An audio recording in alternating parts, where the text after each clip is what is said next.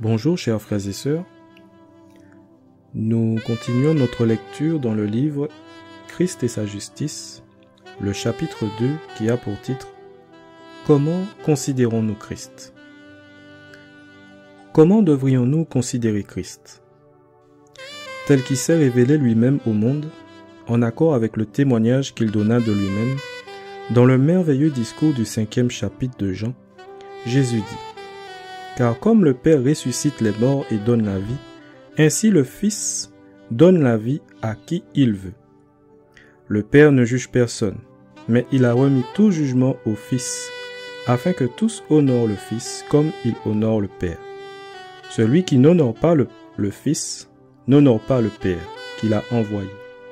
Jean 5, versets 21 à 23. C'est à Christ qu'est confié le plus grand privilège, celui de juger. Il doit recevoir le même honneur que celui qui est dû à Dieu, pour la raison qu'il est Dieu. Le disciple bien-aimé apporte ce témoignage. Au commencement était la parole, et la parole était avec Dieu, et la parole était Dieu. Jean 1, verset 1.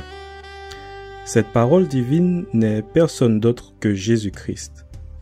Comme cela est montré au verset 14, la parole a été faite chair et elle a habité parmi nous, pleine de grâce et de vérité. Et nous avons contemplé sa gloire, une gloire comme la gloire du Fils unique venu du Père. La parole était au commencement.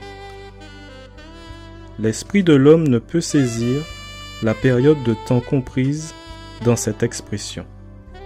Il n'est pas donné à l'homme de connaître quand ou comment le Fils fut engendré. Mais nous savons qu'il était la parole divine, non seulement avant qu'il vînt sur la terre pour mourir, mais avant même que le monde fût créé. Juste avant sa crucifixion, il pria: « Et maintenant, toi, Père, glorifie-moi auprès de toi-même, de la gloire que j'avais auprès de toi avant que le monde fût. » Jean 17, verset 5.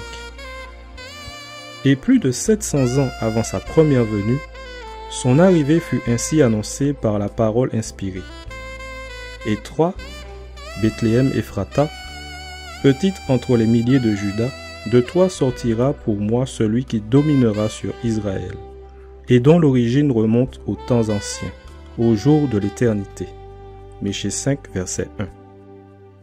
Nous savons que Christ était issu de Dieu, et qu'il venait de lui. Jean 8, verset 42. Mais ceci remontait si loin dans les âges de l'éternité que c'est au-delà de la compréhension de l'esprit humain.